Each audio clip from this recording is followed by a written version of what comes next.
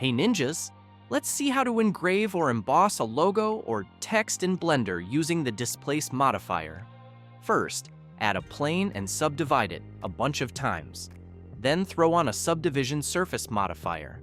Now, add a Displace Modifier, click New, then click that texture box.